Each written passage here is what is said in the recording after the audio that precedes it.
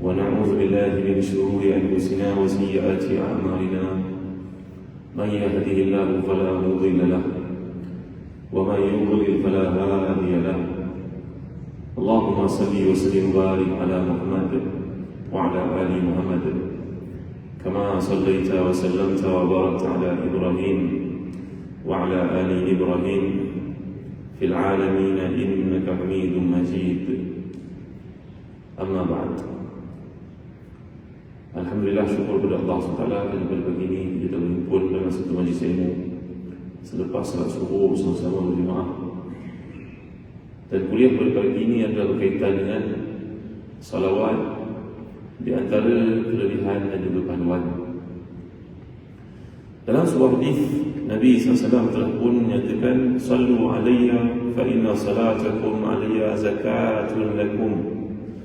Yang maksud bahawa berselawatlah kamu, kerana selawat kamu itu akan menjadi zakat, iaitulah pembersih dosa-dosa kamu yang telah kamu lakukan. Begitu juga dalam hadis yang lain, Nabi SAW telah pun sabda, "La taj'alu buyutakum qubura ولا تجعلوا قبري عيدا وصلوا علي فإن صلاتكم تبلغني حيث كنتم."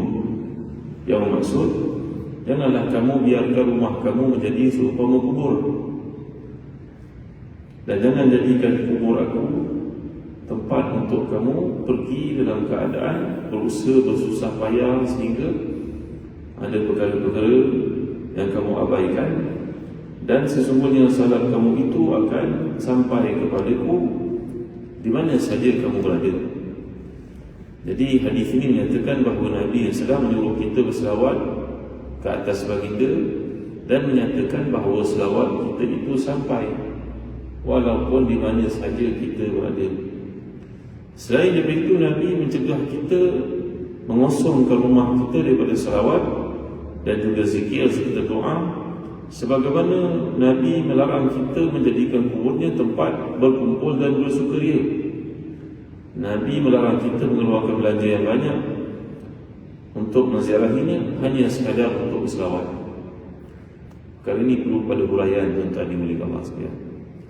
Maksudnya dalam hadis ini beritahu kepada kita, kalau seseorang daripada kita tak mampu untuk pergi melaksanakan ibadah umrah untuk, maka tak perlu kita risau nak kena kirim doa panjang lebar, selawat, salam kepada Abu Bakar, kepada Umar, kepada Rasulullah SAW, sehingga kepada tahap mungkin menyusahkan orang yang akan pergi menunaikan ibadah umrah ataupun haji.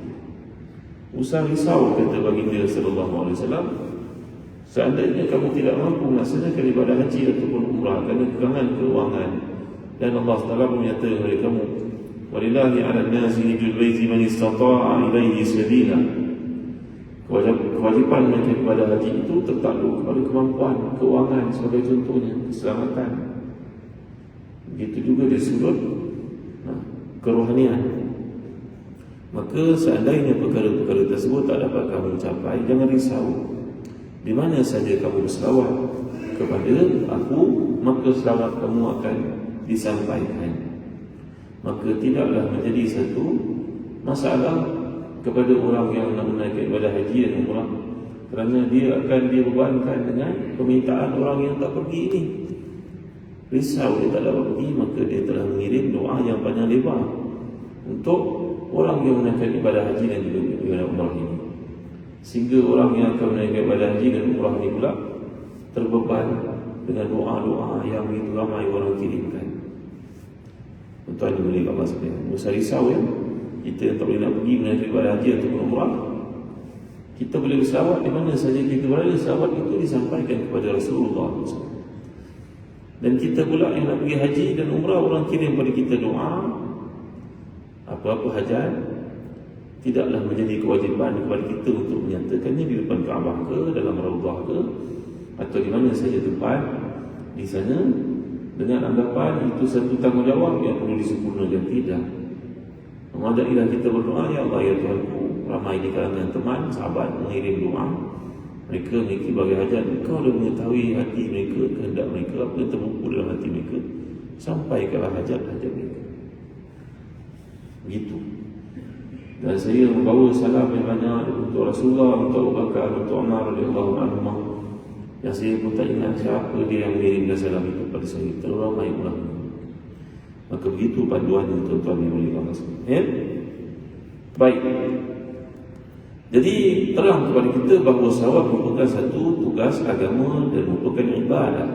Maka hendaklah kita melaksanakannya dengan sebaik-baiknya mengikut petunjuk yang telah pun diberikan oleh Rasulullah SAW.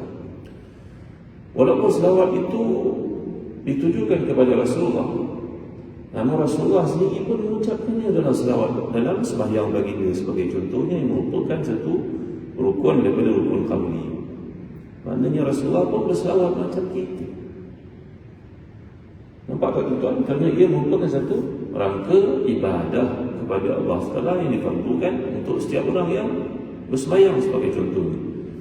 Baik.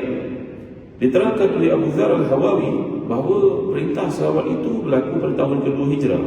Ada yang mengatakan ia berlaku pada malam Isra' dan ada pula yang mengatakan ia berlaku pada bulan Sya'ban selepas Nabi berhijrah ke Madinah. Kerana itulah bulan Sya'ban dipanggil oleh mereka sebagai Syahrus Salam, bulan berselawat. Ya, bukan bulan Rabiul Awal, tapi bulan Sya'ban. Dipanggil oleh orang-orang alim di kalangan ahli tafsir. Bulan Sya'ban itu dipanggil sebagai Syahrus Salam, bulan berselawat. Kerana pada mereka selawat ke atas Nabi itu difardukan oleh Allah dalam bulan Sya'ban selepas Nabi berhijrah ke Madinah. Baik, ya? Jadi selawat ini maksudnya doa, iaitu memberi barakah dan juga ibadah. Selawat Allah kepada hamba-Nya berdiri di atas salawat khusus dan salawat umum. Salawat, ya, kalau orang disebut salam, salawat, sad, bunyi dia tebalkan, sad, salawat. Ya, jadi salawat adalah salawat yang khusus merupakan salawat Allah kepada Nabi-Nya Muhammad SAW. Sedangkan salawat Allah yang bersifat umum itu merupakan keberkatan dan rahmat yang dicurahkan kepada semua orang yang beriman. Ya. Jadi selepas kita memahami maksud salawat ini sebagai pujian, melahirkan keutamaan, menyatakan kemuliaan baginda dan mendoakan supaya Allah meletakkan baginda di tempat yang paling mulia di akhirat nanti. Maka bila kita berselawat kepada Nabi, berarti kita mengakui kerasulan baginda sallallahu alaihi wasallam dan memohon kepada Allah supaya Allah berikan keutamaan, ketinggian maqam kepada Nabi kita sallallahu alaihi wasallam. Dengan memperhatikan makna salawat dan kewajipan kita bersalawat kepada baginda, kita mendapat pengertian bahawa kewajipan untuk mengembangkan cita-cita Nabi agar kefahaman Islam itu merata ke seluruh pelosok alam. Jadi itu juga salah satu cabang dari maksud salawat, iaitulah kita mendoakan supaya syariat yang dibawa oleh baginda ditinggikan oleh Allah dan disebarluaskan dalam masyarakat. Dan alhamdulillah perkara itu dapat kita lihat di seluruh merata tempat dalam dunia. Saintis masuk Islam, orang kafir dulu anti-Islam masuk Islam. Ya, begitu ramai orang masuk setiap hari sampai menyatakan the fastest growing religion dalam dunia pada hari ini. Kerana Islam mengatur cara meninggal manusia, bercakap, berdialog dengan manusia dengan menggunakan ilmu dan juga akal. Baik, kerana itu tidak dipandang setelah bersalawat sepenuhnya bahawa kita menyebut lafaz salawat dan di samping itu mestilah berusaha untuk melahirkan, menzahirkan, menunjukkan kesungguhan kita untuk mengikuti apa yang dibawa oleh baginda sallallahu alaihi wasallam. Baik, sedemikian juga pengertian selawat malaikat kepada Nabi, iaitu mohon kepada Allah supaya Allah mencerahkan perhatiannya kepada baginda dan kepada perkembangan Islam itu. Inna Allah wa malaikatahu yusalluna 'alan nabi ya ayyuhalladzina amanu sallu 'alaihi wa sallimu taslima. Selalu kita dengar ayat dalam khutbah Jumaat, semuanya Allah dan para malaikatnya bersalawat ke atas Nabi SAW. Maka kamu wahai orang beriman, berselawatlah ke atas baginda dengan salawat dan juga dengan taslim yang paling sempurna. Jadi maknanya doa Allah dan para malaikat itu adalah bagi Allah sebagai pemilik, sebagai pencipta, maka itu berarti rahmat yang dicurahkan ke atas baginda. Manakala makhluk macam malaikat, macam kita, doa Selawat kepada Nabi berarti kita mohon kepada Allah meninggikan makam baginda Islam dan supaya agama ini tersebar luas. Al-Imam Hulaimi dalam Asy-Syu'ab berkata, makna selawat kepada Nabi adalah membesarkannya. Kerana itu Allahumma salli ala Muhammadin adalah Allahumma azim ataupun a'zim Muhammadan, iaitu ya Allah muliakanlah Nabi Muhammad dan berikan kepada baginda makam yang tertinggi di akhirat nanti. Jadi para ulama berbeza pendapat tentang perintah yang dikandungi oleh kalimah sallallahu alaihi wasallam. Ya, jadi untuk kita fahami adakah hukumnya merupakan fardu ain ataupun fardu kifayah. Al-Imam Asy-Syafi'i mengatakan bahawa selawat dalam duduk di akhir sembahyang itu dipanggil tahiyat akhir itu, tasyahud akhir itu hukumnya wajib. Ini adalah mazhab Syafi'i yang kita ikut. Manakala jumhur para ulama berpendapat salawat itu hukumnya sunnah. Baik. Al-Imam As-Sakhawi berkata, pendapat yang kami pakai adalah wajib bagi kita membaca selawat dalam duduk yang akhir dan cukup sekali diucapkan dalam satu majlis walaupun berulang-ulang nama Nabi diungkapkan. Ya, kalau kita berada dalam khutbah pada hari Jumaat, imam menceritakan tentang sirah Nabi dalam hijrah, maka tuan imam pun mengulangi menyebut Nabi SAW berhijrah, Nabi SAW menaiki unta, Nabi SAW berhijrah bersama dengan Abu Bakar bersembunyi di gua. Maka memadai untuk kita mengucapkan SAW itu sekali saja, tak perlu berulang-ulang kali, walaupun tuan imam mengucapkannya berulang-ulang kali. Ya, ini yang hebatnya Islam, kerana semua benda itu ada panduannya. Bukan dibuat saja sembrono. Fulan boleh berkata tentang Islam, orang ni boleh berkata tentang Islam, ni pun suka dia. Nampak kadang-kadang orang awam ni bercakap macam betul, tetapi Islam bukan macam tu. Al-isnadu minad din, kata Imam Mubarak, yang berarti periwayatan, penjelasan hukum, dia merupakan datang kepada kita dengan sanad, daripada gurunya sampailah kepada Rasulullah SAW. Kalau semua orang boleh berkata, oh tak macam tu, saya tak pandang macam tu, Islam ni bukan fikiran kau. Islam ni ada jalurnya yang bawa kepada Nabi. Nanti orang kurang waras tepi jalan pun nak berkata tentang Islam dan kita kena ikut pandangan dia. Begitu ke? Tidak. Jadi Al-Imam As-Sakhawi berkata, ikut kajian aku, seorang ahli hadis yang terkemuka, kalau engkau berada dalam satu majlis, memadailah mengucap selawat kata Nabi itu, kewajipannya sekali saja. Walaupun yang menyampaikan khutbah itu mengucapkannya berulang-ulang kali. Ini para ulama bercakap kau, bukan orang awam biasa-biasa ikut fikiran dia, tidak. Ini berdasarkan istiqra', berdasarkan kajian yang istinbat, yang dikaji daripada hadis-hadis Nabi SAW. Al-Hafiz Ibn Hajar pula menjelaskan tentang mazhab-mazhab para ulama dalam berselawat ini dalam kitabnya bernama Fathul Bari. Ibn Hajar ni seorang ulama besar dalam hadis yang mempunyai kaitan rapat dengan mazhab Syafi'i, pengarang kitab yang sangat besar namanya Fathul Bari. Seorang ulama yang Allah beri kepadanya bukan sahaja keilmuan tetapi kekayaan dalam masa yang sama. Pernah satu ketika Ibn Hajar ini, beliau dilantik menjadi qadhi. Beliau berasal daripada Asqalan, Palestin. Beliau menjadi qadhi maknanya macam hakim. Qadhi bukan qadhi macam kadi ya, qadhi hakim, judge. Maka beliau pun menaiki kenderaan yang mewah pada masa itu, mobil yang sangat mahal. Maka datanglah seorang Yahudi berkata kepadanya, Tuan Guru, saya nak tanya Tuan Guru, bukankah dalam hadis Nabi, Tuan Guru, hadis Nabi, orang-orang Islam Nabi, Tuan Guru berkata bahawa dunia ini merupakan penjara bagi si mukmin dan syurga bagi si kafir. Macam saya, kata Yahudi itu. Tapi melihat kepada keadaan Tuan Guru yang hidup dengan kemewahan dan kereta yang begitu hebat, saya duduk macam ni, miskin. Mana kebenaran hadis Nabi itu? Yahudi ini menggunakan logik akalnya. Imam Ibn Hajar sekali seorang ulama jago, kana hadirat jawab. Dia apa orang tanya pun dia boleh jawab. Cekapnya, cerdasnya, bijaknya beliau. Membaca Fathul Bari ini merupakan satu bukti kehebatan ilmu yang daripada beliau. Maka beliau kata, wahai Yahudi, dengar baik aku jawabnya. Melihat pada keadaan aku yang kau perhatikan ini dalam kekayaan, kalau nak dibandingkan dengan akhirat, sebenarnya aku dalam neraka sekarang, aku dalam penjara, aku dalam kesusahan ni, walaupun kau nampak senang ni. Faham? Walaupun kau nampak aku mewah, tapi kemewahan yang ada ni dibandingkan dengan kenikmatan yang Tuhan aku janjikan untuk aku di akhirat, ibarat aku sedang duduk dalam penjara hari ini.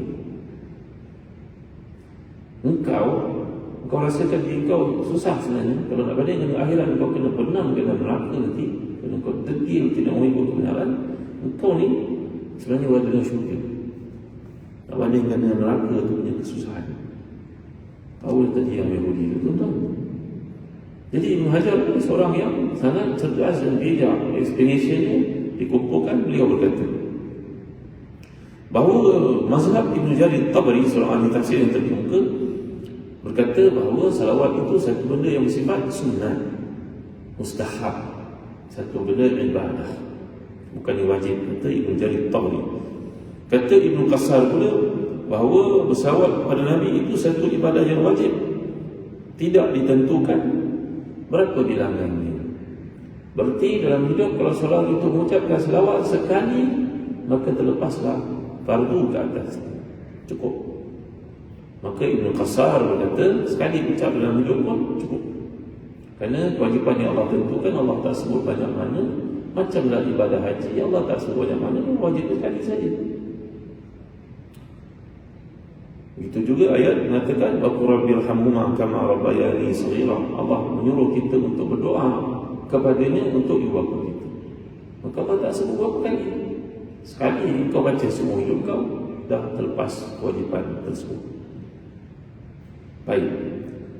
Kata Abu Bakar Razi dan Ibn Hazm, ini seorang ulama terkemuka dari Spain, Andalus, berkata bahawa bersalawat pada Nabi itu wajib seumur hidup sekali, baik dilakukan dalam salat ataupun di luarnya.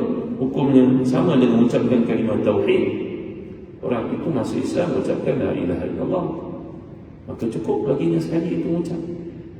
Melainkan dalam salat dikerjakan itu hukumnya adalah sunat, kata Ibn Hazm. Ini pendapat oleh Ibn Hazm. Yang keempat, Imam Syafi'i berkata bahawa selawat itu wajib dibaca dalam tasyahud akhir, iaitu antara tasyahud dan sebelum bagi salam. Ini mazhab kita yang ada di Malaysia, mewajibkan untuk membaca selawat ke atas Nabi dalam tasyahud, dalam tahiyat akhir. Baik. Kelima, mazhab Syafi'i berpendapat bahawa selawat itu hukumnya wajib dalam dua tasyahud, iaitu awal dan juga akhir. Imam Syafi'i pula berkata demikian. Yang keenam, Abu Ja'far Al-Baqir, ini keturunan Rasulullah SAW daripada Sayyidina Ali, bahawa selawat itu wajib dibaca dalam salat, cuma beliau tidak menentukan tempatnya. Boleh jadi dalam tasyahud awal, boleh jadi dalam tasyahud akhir, dan mengucapkan sekali cukup. Kata siapa tuan-tuan? Kata Abu Bakar, kata Abu Ja'far Al-Baqir. Ini juga seorang maha guru yang hebat daripada keturunan Sayyidina Ali karamallahu wajhahu. Kemudian pandangan oleh Abu Bakar Al-Baqir, ini juga seorang keturunan Sayyidina Ali karamallahu wajhahu, bahawa selawat itu adalah wajib, membacanya cuma tidak ditentukan bilangnya, kata beliau. Yang ke-8, mazhab Al-Imam Al-Tahawi dan segolongan ulama Hanafiyah. Al-Tahawi mengatakan bersalawat itu diwajibkan setiap kali kita mendengar nama Nabi diungkapkan. Fahaman ini juga diikuti oleh Al-Imam Al-Hulaimi dan sebahagian daripada ulama Syafi'iyah. Mana setiap kali diucapkan nama Nabi itu wajib bagi kita untuk mengucapkan selawat. Baik. Ini merupakan pandangan yang ke-9, iaitu Az-Zamakhsyari, seorang ulama tafsir yang terkemuka, bahawa bersalawat itu wajib diucapkan dalam setiap majlis. Setiap majlis diucapkan selawat, cuma bilangannya cuma sekali saja. Yang ke-10 juga pendapat oleh Imam Az-Zamakhsyari, dan merupakan pendapat sebahagian daripada para ulama, bahawa selawat ini diwajibkan setiap kali kita berdoa.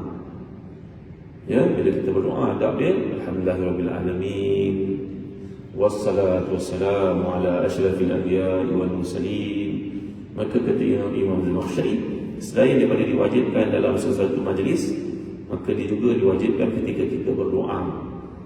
Baik. Jadi tuan-tuan dan hadirin sekalian, bagi memahami fahaman ini, memahami apa yang dikemukakan di sini, para ulama berkata, contohnya dalam kitab Jala'ul Afham, semua ulama Islam bersepakat tentang kewajipan berselawat kepada Nabi. Segolongan ulama tidak mewajibkan berselawat dalam solat, antaranya Imam Tahawi, Qadhi Iyad, Khattabi. Demikian juga merupakan pendapat para fuqaha selain daripada Syafi'i. Jadi dengan pendapat ini kita Jala'ul Afham mengatakan bahawa pendapat yang paling dekat dengan tepat adalah pendapat Imam Syafi'i, iaitu mewajibkan untuk kita berselawat kepada Nabi dalam setiap salat kita, dalam tahiyat kita. Baik, apabila kita perhatikan fahaman-fahaman yang telah dikemukakan itu, nyatalah berselawat kepada Nabi ini disuruh, dituntut. Ia merupakan satu benda diwajibkan, terutamanya dalam salat, dan ketika mendengar nama Nabi diungkapkan. Ibn Hajar Al-Haytami pula seorang ulama mazhab Syafi'i yang lain. Tadi Ibn Hajar Al-Asqalani, ini Ibn Hajar Al-Haytami berkata dalam kitabnya Abu Az-Zawajir, termasuk dosa besar, iaitu dosa yang ke-60, tidak berselawat kepada Nabi ketika kita mendengar nama baginda disebutkan. Cuma seperti yang telah dinyatakan tadi, kalau kita dengar berkali-kali diucapkan, mudah-mudahan kita berselawat sekali saja. Baik tuan-tuan dimulai Allah sekalian, tentulah tidak tepat kalau kita ni berucap di parlimen sebagai contohnya. Mudah-mudahan untuk kita kata Nabi SAW mengatakan sebagian, akhirnya tetap akan cukup, tak perlulah kita berceramah kat situ pula tuan-tuan. Kerana likulli maqamin maqal, tempat itu memerlukan kepada kesesuaiannya. Tentulah tidak sesuai untuk kita bercakap tentang Nabi kita berkali-kali dalam tempat lalu berhimpun dengan orang bukan Islam. Maknanya sebut sekali sebutlah. Maka orang Islam diajar untuk jadi orang yang bijak. Ya, kita kalau berceramah khutbah Jumaat bolehlah, innal hamdalillah nahmaduhu wa nasta'inuhu wa nastahdihi wa nastaghfiruh. Tapi kalau kita dekat tempat yang mengandungi orang bukan Islam, tak kena baca begitu tuan-tuan. Nanti orang bertengok apa orang Islam ni, cakap panjang-panjang, cakap pendek, dia sudahlah. Kerana tempat tidak memerlukan seperti itu. Nampak tak tuan-tuan? Ini hebatnya Islam. Ya, dalam hadis Nabi sabda, khairul kalami ma qalla wa dalla. Yang paling baik adalah benda yang pendek tapi dia membawa makna cukup. Dalam hadis ini mengatakan, ma'innatun ala fiqhi. Orang itu kalau sembahyang yang panjang untuk dirinya pada waktu malam dan pendeknya khutbah dia, itu menunjukkan akalnya dia. Ya, bukan terbalik daripada ini, depan orang sembahyang yang panjang. Tapi bila sembahyang seorang macam kilat. Dan bercakap pada orang pun tak perlu panjang-panjang, malah ia untuk cakap pendek saja. Itu tuan-tuan yang berkata sekalian. Baik. Kerana dalam hadis kata Imam Ibn Hajar Al-Haytami tadi dalam kitab yang bertajuk Kaba'ir Zawajir, menceritakan dosa-dosa besar, Nabi telah bersabda, "Ala ukhbirukum bi abkhali nas?" Qalu bala ya Rasulullah, qala man dhukirtu 'indahu fala yusalli alayya fadzalika abkhalun nas. Hendakkah kamu tahu manusia yang paling kedekut sekali? Jawapan sahabat, ya wahai Rasulullah. Rasulullah telah menyatakan, orang yang bila disebut namaku dia tidak berselawat ke atasku. Hadis ini semua kita faham, selalu kita dengar. Jadi untuk mengetahui keutamaan apakah bagi orang berselawat, cuba kita lihat kepada hadis-hadis ini.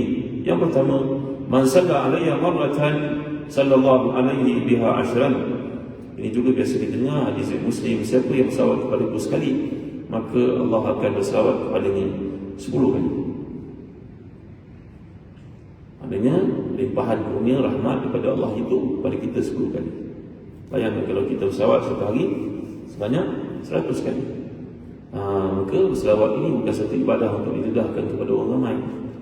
Ia ibadah khusus untuk kita. Kita tengah bawa kereta, kita nak tidur pada waktu malam, ketika kita duduk lihat tengah hari, ke ofis dan sebagainya, waktu lihat, selawat. Jangan waktu kerja pula berselawat. Ya, ataupun janganlah ketika kita sedang ucap kita berselawat banyak-banyak lagi. Kerana ia satu ibadah khusus, tidak perlu dizahirkan.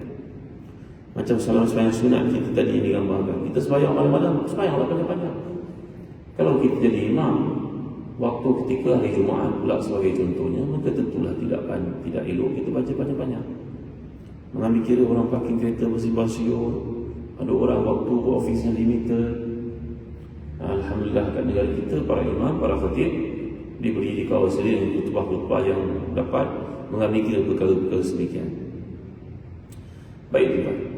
Ya, kemudian dalam hadis lain, inna lillahi malaikatan sayyahin fil ard yuballighunani an ummati syam an ummati assalam.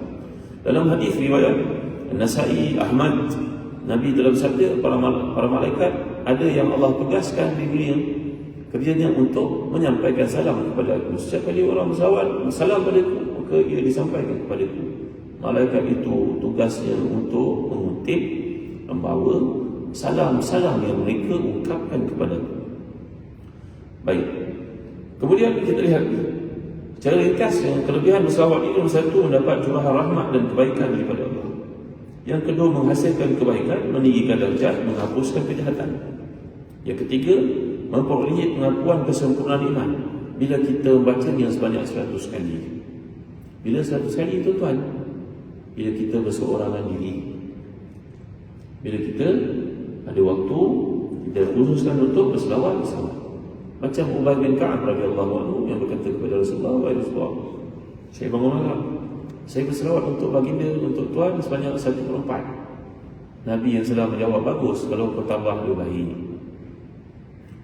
Tanya Ubay bin Ka'ab lagi, sahabat Nabi yang sangat faqih ini, yang mufti ini, hari ini, orang bijak ini, "Kalau begitu saya berselawat kepada Nabi sebanyak 1/3 kali, 1/3 daripada peruntukan." Jawapan Nabi, "Baik, kalau kau tambah lebih utama."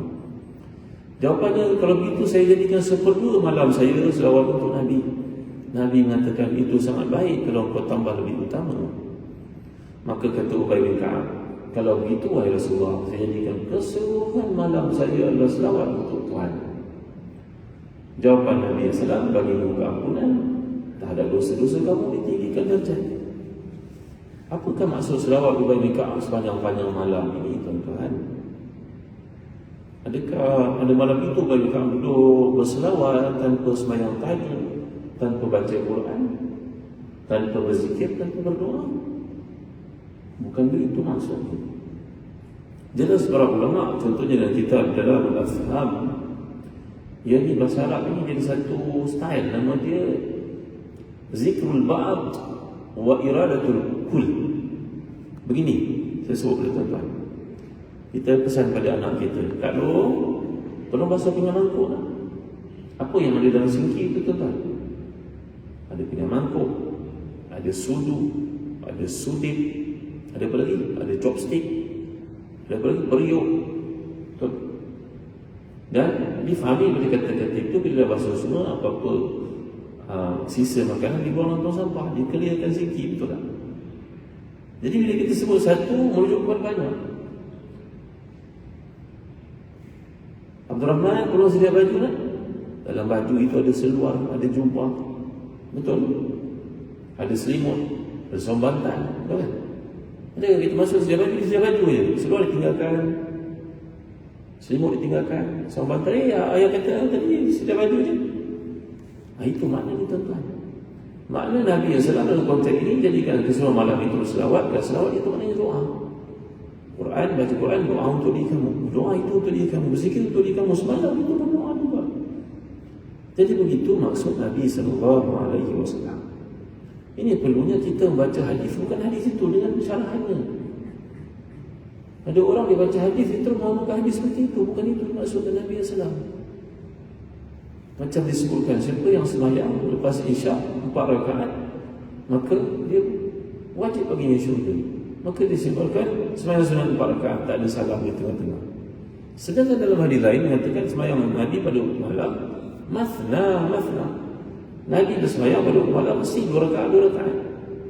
Kalau mazhab Syafi'i kita orang sembahyang tarawih 20 rakaat, 4 rakaat 5 kali, 4 rakaat 5 kali habis. Tak sah dalam mazhab kita. Kerana Nabi mengajar untuk sembahyang malam ni malam. Siapa sembahyang lepas isyak 4 rakaat baginya syurga. Maksud Nabi itu sembahyang 2 rakaat. Hadis ini ditakhsiskan oleh hadis lain. Maka menjadi satu masalah besar pada orang yang dia nak mendahulu dia baca hadis, dia faham semua. Hadis itu ada beribu tuan-tuan ibu di bawah sekalian. Kena adil lah kepada Islam. Macam dalam bab perubatan, kita boleh pula pergi tanya doktor yang pakar dalam bidang itu. Jangan tanya pada doktor biasa-biasa. Maka tuan-tuan, itu juga Islam. Jangan mana-mana tuan-tuan yang boleh Allah sekalian. Baik. Lagi, banyakkan selawat menjauhkan kerugian, penyesalan, dan digolongkan dalam golongan yang salih dipadu kepada hadis-hadis dikumpulkan para ulama. Faedah, kelebihan, fadilah selawat.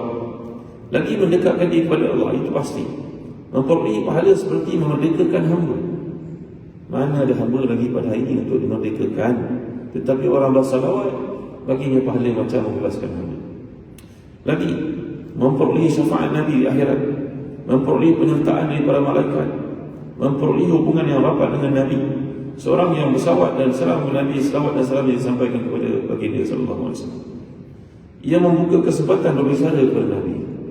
Macam Imam As-Suyuti, seorang ulama besar mazhab Syafi'i, merupakan seorang yang memiliki karamah luar biasa. Imam As-Suyuti ini, beliau bukan anak murid kepada Ibn Hajar yang saya ingat tadi. Imam As-Suyuti, beliau ketika mengajar anak muridnya, dia mendengar mereka bertanya dan sebagainya, beri respon. Tapi dalam masa yang sama dia menulis. Kata Imam Ad-Dawudi, anak murid akrab kepada Imam Suyuti, Imam Suyuti ini memadailah untuk kau tahu karamah dia ketika dia sedang mengajar. Dia menulis 3 buah buku siap ketika dia mengajar. 3 buah buku. Tapi soalan ditanyakan kepadanya, dia boleh respon accordingly. Dia tak jawab salah. Macam mana dia boleh dengar tepat dan menulis dengan tepat? Dan beliau telah meninggalkan lebih 500 buah buku yang hebat-hebat, merangkumi hadis, fiqh, tasawuf, bahasa Arab, segala-galanya lengkap. Tulisannya sangat indah, cantik. Imam Suyuti ini mengatakan bahawa beliau berbiasa bertemu dengan Rasulullah SAW dalam mimpi baik dan ketika sedar pun baik. Kata Imam Ad-Dawudi, kalau dia tak kata begitu pun, aku yakin dengan beliau sebagai seorang karamah, seorang wali Allah, kerana dia boleh menulis 3 buah buku dan sesama mengajar orang. Kan susah bagi kita kan. Tengah sains dokumen orang tanya begitu. Tengah sains dokumen je, bukan menulis pun. Kan tersilap sains tak kan tuan-tuan. Maka hebatnya Imam Suyuti. Imam Suyuti ini menceritakan bahawa beliau biasa berjumpa dengan Rasulullah SAW. Wallahu a'lam, kami karamah para wali kita pun tidak tahu. Ketika dia hadiahkan kepada beliau 100,000 dinar, macam kita pada hari ini macam 100 juta lah, oleh seorang kaya, bangsawan, hartawan, kita jumpa Imam sebagai hadiah. Berapa banyak? 1 juta. 1 juta pun kita tak ada tuan-tuan, 100 juta. Dengan nilai pada hari itu 1 dinar sama dengan 1,000 ringgit kita. Dan diberi kepada beliau seorang lelaki yang sudah pun dikhasikan, lelaki badan tegap yang boleh bekerja. Ya, lelaki yang zaman dulu-dulu mereka nak jadikan hamba lelaki ni, maka dibuatlah satu treatment, dipotong bahagian tertentu daripada auratnya sehingga dia tidak mempunyai syahwat pada orang perempuan, dan tujuan untuk jaga kat rumah. Benda ni haram ya tuan. Dulu-dulu dilakukan oleh orang yang berpangkat dan sebagainya, bagi memastikan lelaki-lelaki yang bertugas kat rumah ni tak mengapa-apakan keluarga ni. Maka dihadiahkan kepada Imam Suyuti 100 juta macam tadi, 1,000 dinar, dan seorang lelaki yang hebat, tegak, kuat, boleh bekerja di mana saja. Imam Suyuti mengatakan, terima kasih, uang 1,000 dinar ni saya tak perlukan, bagilah kepada orang perlukan. Saya tak perlukan apa-apa, alhamdulillah, Allah bagi cukup. Sederhana hidup. Maka beliau pun mengambil lelaki yang diberikan itu, dia pergi menunaikan umrah di Mekah, pergi ke Masjid Nabawi, dia hadiahkan kepada Masjid Nabawi lelaki itu untuk kerja dia membersihkan bilik air, bersihkan masjid dan sebagainya. Subhanallah, masya-Allah, taala. Jadi tidak menafikan kelebihan-kelebihan pada orang tertentu. Mungkin tuan-tuan sebahagian daripada ini rajin mengamalkan selawat kepada Nabi, maka Allah pertemukan tuan-tuan dalam mimpi bersama dengan junjungan yang mulia. Ini merupakan kelebihan yang diberikan kepada orang tertentu. Baik, lagi dia menghilangkan kesusahan, kegundahan dan meluaskan rezeki, melapangkan dada. Apabila seseorang berselawat, maka Allah akan melapangkan dadanya, memberi sinar dalam hati. Buat, jangan buat tu nak cuba-cuba, buat dengan penuh keyakinan, buat dengan kesungguhan. Mari kita cuba. Kita cuba tuan. Ini merupakan perkara yang disebut. Apa kita nak ragu-ragu lagi? Buat. Lagi menghapuskan dosa. Bila seseorang menjadikannya sebagai satu amalan harian. Bila lagi sekali buat ketika berseorangan. Dalam kereta, nak tidur waktu malam, bangun pagi. Banyak waktu kita boleh curi untuk tujuan ini. Lagi menggantikan sedekah bagi orang yang tidak mampu bersedekah. Dia tak punya wang, tak mengapa. Banyakkan selawat ke atas baginda juga merupakan satu bentuk sedekah. Melipat gandakan pahala yang diperolehi. Lagi mendekatkan kedudukan kepada baginda di akhirat. Orang yang paling dekat dengan baginda di akhirat adalah orang paling banyak selawat kepada baginda SAW di dunia. Maka jangan terikut untuk selawat ke atas baginda sentiasa. Lagi menyebabkan doa diterima oleh Allah seperti dinyatakan tadi Imam Az-Zakhsyari, rukun dalam doa untuk diterima oleh Allah mesti ada pujian untuknya, mesti ada selawat ke atas Nabi, mesti ada doa untuk ibu bapa, dan ditutup sekali lagi dengan selawat ke atas baginda. Itu adalah syarat-syarat untuk doa dimakbulkan. Kalau kita berdoa, doa belum lagi dimakbulkan, perhatikan balik semula, kerana mungkin perkara ini tidak kita penuhi. Ini kata kebanyakan para ulama, tuan ni bukan Imam Az-Zakhsyari seorang saja. Lagi melepaskan diri pada kebingungan pada hari kiamat. Maka seorang meninggalkan salawat kepada Nabi, dia adalah orang yang rugi kerana dia akan mengalami kebingungan pada hari akhirat nanti. Lagi memenuhi satu tanggungjawab terhadap baginda atau menunaikan satu tugas ibadah yang diwajibkan ke atas kita. Bila seseorang itu berselawat, berarti dia telah memenuhi satu kewajipan yang ditentukan oleh Allah. Kerana Allah menyuruh kita melakukannya. Dimulai dengan zatnya yang maha agung terlebih dahulu. Inna Allah wa malaikatahu yusalluna ala nabi ya ayyuhalladzina amanu sallu alaihi wa sallimu taslima. Allah menyuruh kita buat, tapi Allah mendahulukan zatnya yang maha agung terlebih dahulu untuk melakukan tuntutan kewajipan tersebut. Baik, sesudah kita mengetahui kedudukan selawat dalam rangka pembinaan hukum Islam, bilakah waktunya untuk selawat? Ini soalan ini. Pertama, jangan lupa untuk selawat selepas azan. Yang kita berdoa lepas azan kan, Allahumma rabb hadhihi da'wati tammah wa salatul qa'imah ati Muhammadan al-wasilah wal fadilah wa ba'ath maqam mahmud alladhi wa'ata. Kan kita berselawat pada waktu itu. Jangan abaikan perkara ini, kerana ini merupakan salah satu sebab untuk dapat syafaat Nabi di akhirat. Baik. Yang kedua, ketika masuk dalam masjid. Bila kita masuk masjid, jangan lupa Allahumma inni as'aluka min fadlik, Allahumma salli wa sallim wa barik ala Muhammad, ataupun Allahumma salli ala sayyidina Muhammad. Cukup. Itu yang kita mampu, yang kita tahu. Kenapa tuan-tuan? Mengingati masjid, mengingati Rasulullah yang pertama membina masjid. Maka kita mengucapkan banyak terima kasih kepada Rasulullah. Kerana Rasulullah yang mengajar kita ini adalah tempat berkumpulnya engkau. Besok aku dah mati, ini tempat kamu berkumpul sebagai orang Islam. Yang ketiga, berselawat dalam tasyahud akhir merupakan satu kewajipan seperti yang telah dinyatakan tadi. Yang keempat, dalam salat jenazah, iaitu ada 4 kali takbir.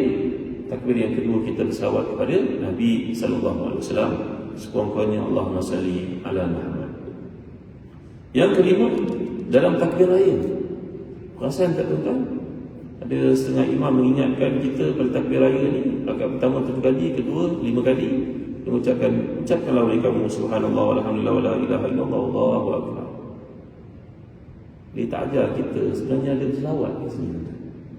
Kerana di antara pendapat para ulama, Al-Imam Ibn Kathir, seorang ahli tafsir yang terkemuka dalam mazhab Syafi'i, berkata bahawa Al-Walid bin Uqbah pernah bertanya kepada Abdullah bin Mas'ud, siapa Abdullah bin Mas'ud ini? Dia merupakan salah seorang daripada 11 orang sahabat yang Nabi iktiraf keilmuannya dan menjadi mufti pada zaman Nabi, masih lagi hidup. Ini Abdullah bin Mas'ud, seorang daripada Abu Bakar, Umar, Osman, Ali, semua termasuklah Abdul Rahman. Yang Ubay bin Ka'ab yang saya ceritakan tadi, dan sekarang adalah Abdullah bin Mas'ud, seorang daripada mufti pada zaman Nabi. Orang bertanya kepadanya, dia jawab, Nabi diam saja, betul jawapannya. Nabi tak tegur. Mana orang begini begitu tinggi ilmunya? Abdullah bin Mas'ud berkata, ruginya orang yang bertakbir dalam selang takbir hari raya ketika sembahyang sunat raya itu tetapi tidak berselawat kepada Nabi. Sepatutnya diucapkan subhanallah walhamdulillah wala ilaha illallah wallahu akbar wala haula wala quwwata illa billahil aliyyil azim. Allahumma salli ala Muhammad wa ala ali Muhammad. Pasal tuan, kita diberitahu pada saya jarang-jarang imam menekankan benda ini. Rugi.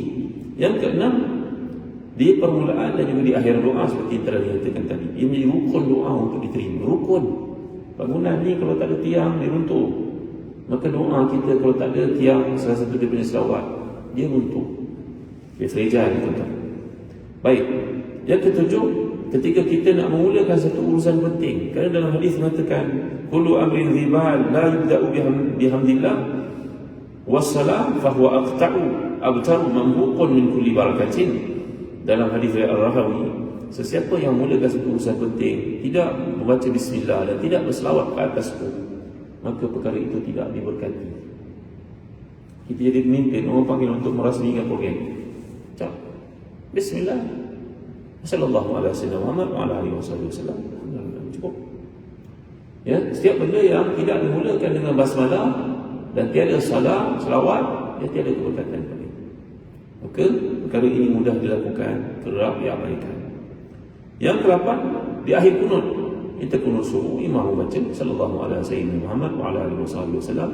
Maka ia merupakan satu benda tempat yang tepat dan disuruh kita untuk mengucapkan selawat. Dalam kunut mesti ada selawat di akhirnya. Yang ke-9, pada malam Jumaat, banyakkan berselawat kerana ada hadis yang menunjukkan akthiru minas salati alayya fa inna salatakum alayya nurun lakum yaumil qiyamah. Ya, ini merupakan hari yang dipanggil Nabi sebagai Lailatul Gharra wal Yaumil Azhar.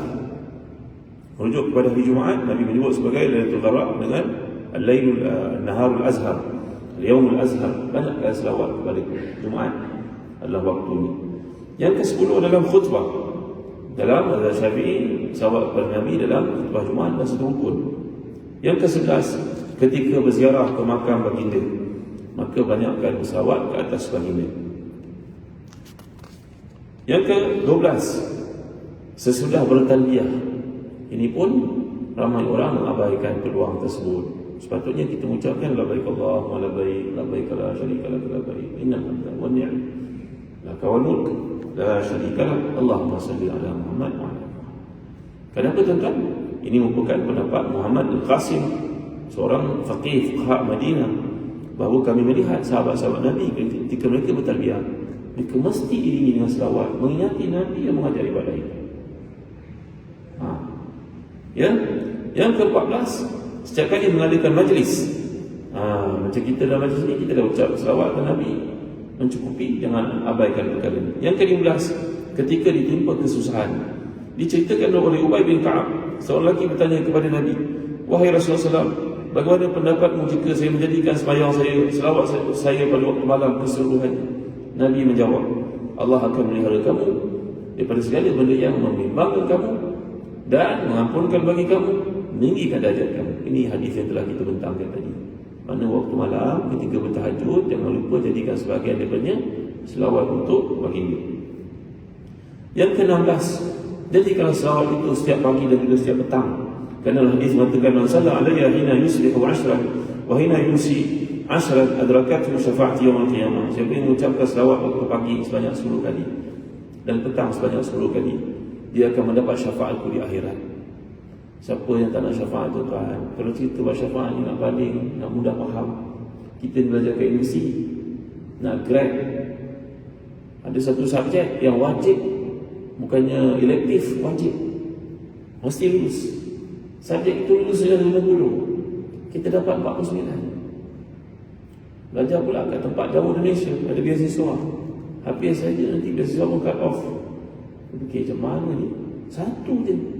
Kita mau pergi jumpa dengan profesor, tolonglah prof satu. Saya bukan minta 10, satu. Tolonglah, kalau saya tak dapat satu ni, memang saya kena tunggu 1 sen lagi, 4 bulan lagi, 3 bulan lagi. Sewa rumah pun nak kena bayar. Setiap hari pun ada komitmen keuangan, makan minum. Tolonglah prof, beasiswa saya dah habis satu. Kita perlukan satu. Akhirat macam tu juga tuan-tuan. Itu sebab ada orang masuk syurga kerana segelas air yang diberikan kepada orang. Itu dalam hadis riwayat Ahmad mengatakan, orang ini dia nak masuk neraka. Maka ketika berada di persimpangan neraka itu, dia melihat seorang masuk syurga dan berkata kepadanya, fulan, tolong aku boleh tak? Aku dulu kat dunia pernah bagi kau gelas air. Segelas air mana? Allah mengetahui segala-galanya, semua telah dibukukan. Tapi nak ceritakan luas yang rahmat Allah bagi mudah kita faham. Maka akhirnya yang nak masuk surga itu beri syafaat kepada orang yang nak masuk neraka itu. Kerana orang nak masuk neraka itu pernah beri kepadanya 11 air. Kalau kita berada kat Mekah, Madinah, kita lihat orang duduk dekat tempat air, water dispenser kan, tunggu. Ada orang kat tangan dia berlari dia punya air. Ada orang gelas dah kosong berlari pergi ambil tolong buangkan. Kenapa? Kerana dia tahu kelebihan ni tuan-tuan. Malang saja orang tidak tahu ni kan. Dia tengok apa dah kerja umat ni duduk kat tempat air. Kita tak tahu kelebihan itu. Sedangkan orang yang tahu belum-belum nak bagi orang minum. Kat Mekah pula tu, kat Madinah pula tu. Tengok tuan ya. Ini cerita tentang syafaat. Kita pernah bincangkan di tempat yang mulia ini hadis-hadis tentang syafaat dulu. Lagi tuan-tuan hati dan dikasih sekalian, inilah dia di antara waktu-waktu, tempat-tempat yang paling penting untuk kita mengungkapkan selawat yang dikatakan sebagai wajib tadi. Selain daripada itu merupakan sunat, kebanyakan pada waktu-waktu kita berseorangan. Seperti kita dalam majlis, madailah kita ucapkan sekali kerana ada mesej yang nak ditujukan. Ya bukan majlis selawat, majlis mungkin ada majlis meraihkan orang nak pencen contohnya. Ya mungkin satu persidangan parlimen. Maka tentulah tidak tepat untuk kita gunakan dia jadi majlis selawat pula. Lafaz-lafaz selawat yang sah daripada Nabi SAW. Kalau kita dah tahu waktunya, tempatnya, hukumnya, kita belajar sedikit tentang selawat-selawat yang diucapkan oleh Nabi SAW. Kerana ia merupakan ibadah, maka apakah selawat yang diajarkan oleh baginda? Satu, itu yang kita ucapkan dalam sembahyang kita. Allahumma salli ala Muhammad wa ala ali Muhammad kama sallaita ala Ibrahim wa ala ali Ibrahim wa barik ala Muhammad wa ala ali Muhammad kama barakta ala Ibrahim wa ala ali Ibrahim fil alamin innaka Hamidum Majid. Ini Nabi ajar kepada kita. Dan ada beberapa variasi lagi. Di antaranya Nabi ajar Allahumma salli ala Muhammad Nabi Umi wa azwajihi ummahatil mu'minin wa dzurriyyatihi wa ahli baitihi kama sallaita ala Ibrahim wa ala ali Ibrahim innaka Hamidum Majid. Ada banyak versi tuan-tuan. Ini agak lain daripada yang kita ucapkan, tapi lain bukan makna tiada. Ia ada rujukannya dalam kitab hadis. Ini beriwayat Imam Muslim sebenarnya. Lagi apa yang diucapkan Nabi mengajar kita selawat, Allahumma salli ala Muhammad wa ala ali Muhammad kama sallaita ala Ibrahim innaka Hamidum Majid. Ini ada Allahumma salli ala Muhammad abdika wa rasulika kama sallaita ala Ibrahim wa barik ala Muhammad wa ala ali Muhammad kama barakta ala Ibrahim wa ala ali Ibrahim. Ini riwayat Bukhari. Allahumma salli ala Muhammad abdika wa rasulika kama sallaita ala ali Ibrahim wa barik ala Muhammad wa ala ali Muhammad kama barakta ala Ibrahim. Ini juga riwayat Imam Bukhari. Lagi Allahumma salli ala Muhammad abdika wa rasulika nabiyil ummi wa ala ali Muhammad wa azwajihi wa dhurriyyatihi kama sallaita ala Ibrahim wa ala ali Ibrahim wa barik ala Muhammad an-nabiyil ummi wa ala ali Muhammad wa azwajihi wa dhurriyyatihi kama barakta ala Ibrahim wa ala ali Ibrahim fil alamin innaka Hamidum Majid. Maksudnya, ya Allah, muliakanlah Nabi Muhammad SAW, Rasulmu, Nabi yang ummi. Muliakan olehmu keluarga baginda, isteri-isterinya, keturunannya, sebagaimana kau telah muliakan Ibrahim dan keluarganya. Berilah barakah kepada Nabi, Nabi yang ummi ini dan keluarganya, isteri-isterinya, anak-anaknya, keturunannya, sebagaimana kau telah beri barakah kepada Ibrahim dan keluarganya. Di serata alam, hanya Engkau sahaja yang maha terpuji, maha mulia. Ada banyak bersih yang Nabi ajar. Ya? Ada orang bertanya, bagaimana pula selawat yang diucapkan dipanggil sebagai salawat munjiah, salawat syifa dan sebagainya. Ini benda yang baik tuan-tuan. Tapi yang lebih tepat kita amalkan apa yang datang daripada Nabi. Kerana ini merupakan ibadah. Maka ikutlah pembawa syariat itu yang diajar oleh Allah, wahyu daripada Allah. Ini Nabi bercakap bukan cakap kosong, semuanya merupakan wahyu daripada Allah. Ini yang paling tepat untuk kita amalkan. Jangan nanti sampai ada orang mengatakan, tak boleh kita nak rawat orang mesti pakai selawat syifa. Selawat syifa satu kelebihan kerana ia muji Rasulullah juga. Tetapi yang lebih tepatnya, kalau kita tak menghafal, tak mengaku.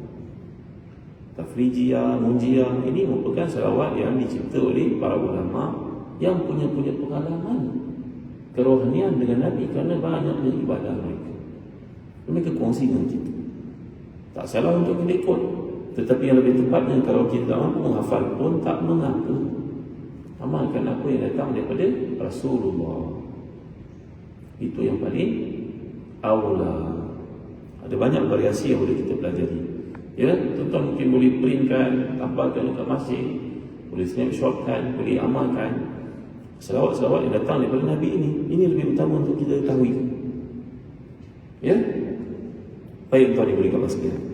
Jadi Imam Suyuti yang dinyatakan tadi seorang memiliki karamah, imam besar mazhab Syafi'i ini, berkata dalam kitabnya Al-Hizul Mani, saya telah membaca keterangan As-Subki terimanya daripada ayahnya daripada dalam kitab Tabaqat, bahawa sebaik-baik ucapan Imam Suyuti, seorang ulama besar mazhab Syafi'i, sangat dikenali di pondok di universiti. Beliau berkata, selepas saya mengkaji selawat-selawat yang diucapkan, yang diadakan, yang dicipta, saya berpendapat eloklah pegang pada selawat yang Nabi anjurkan, itu lebih utama. Ya, kalau kita kata Imam Suyuti ini melihat Nabi, kita katakan tadi dalam mimpi, dalam keadaan yaqazah, maka itu kelebihan Allah berikan kepadanya. Dia berkata, saya sendiri mengamalkan selawat-selawat ini yang Nabi anjurkan. Ini yang paling aula untuk kau ikut. Dalam kitab apa tuan-tuan? Dalam kitab Al-Hizul Mani. Ya, mudah-mudahan apa yang diamalkan ini menjadi satu puncak dan satu amalan untuk kita semua. Mudah-mudahan yang ini fahamlah kita kedudukan berselawat sebagai satu perkara yang sangat penting. Tetapi seperti mana ibadah-ibadah yang lain juga, dia ada kaifiatnya. Ya, supaya tidak menjadi fitnah kepada orang-orang awam dan juga orang jahil di luar sana. Bila orang bertanya, Masya Allah banyaknya berselawat ke atas Nabi Fulan bin Fulan, tapi guru kita yang ada di Jordan, di Azhar, di Madinah, di Maghribi, di Libya dan sebagainya, di Iraq, mereka tak pula buat macam tu ya. Adakah mereka tidak tahu kelebihan selawat ke atas Nabi itu? Ataupun saya yang balik belajar di ujung jari mereka, di ujung kaki mereka, dengan penuh kehinaan dan banding dengan mereka, saya lebih faham terhadap selawat ini daripada mereka. Begitu kan maksudnya? Jadi tuan-tuan, ini adalah satu perkara yang kita pelajari, kerana semua dalam Islam ni ada penjelasan ni, ada hukum hakamnya, ada kaifiatnya, ada kaedahnya. Maka daripada apa yang telah dibentang ini, mudah-mudahan menjadi seterundungan dan panduan buat kita. Kita tahu kelebihan-kelebihannya dan kita telah tahu panduan-panduannya. Maka setakat di sini dulu tuan-tuan. Dan kalau orang bertanya pula, apa pula kelebihan selawat banding dengan istighfar? Istighfar wajib, kata Imam An-Nawawi dalam kitabnya Riyadhus Shalihin, apabila melakukan dosa wajib kata setiap orang. Setengah mereka membezakan di antara istighfar dengan taubat. Taubat daripada dosa besar, istighfar dosa kecil. Hakikatnya sama saja. Wajib bila melakukan dosa. Selawat itu disunatkan pada tempatnya, diwajibkan pada tempat yang tertentu. Masing-masing ada kelebihan. Tentulah tidak tepat untuk seorang mengatakan selawat itu lebih utama daripada istighfar. Kerana istighfar untuk orang yang tertentu melakukan dosa, dan kita pun memang sentiasa berdosa. Dan berselawat pun digalakkan kepada kita. Ia umpama vitamin kepada rohani kita. Kita perlu pada B kompleks, kita perlu vitamin C. Semuanya tak boleh kita abaikan. Maka demikian juga berzikir, berselawat, beristighfar, semua ada keperluan-keperluannya pada kerohanian kita. Wallahu a'lam, sallallahu ala sayyidina Muhammad wa ala alihi wa sahbihi wa baraka wasallam. Walhamdulillahi rabbil alamin. Allahumma zidna wa la tanqusna wa akrina wa la tuhinna wa a'tina wa la tahrimna wa athirna wa la tu'thir alaina warḍina warḍ 'anna. Allahumma ati nufusana taqwaha wa zakkiha anta khairu man zakkaha anta waliyuha wa mawlaha ya arhamar rahimin. Allahumma inna nas'aluka imanan la yartad wa na'iman la yanfad wa murafaqata nabiyyina Muhammad sallallahu alaihi wasallam fi 'ala jannatil khuld. Ya Allah, kami mohon kepadamu kerajinan, kekuatan melakukan taat, dan juga beri pada kami istiqamah meninggalkan maksiat. Kami mohon kepadamu dapat menemani Nabi kami yang mulia sallallahu alaihi wasallam masuk syurga yang sangat tinggi. Wa sallallahu ala sayyidina Muhammad wa ala alihi wa sahbihi wa sallam. Walhamdulillahi rabbil alamin. Allahumma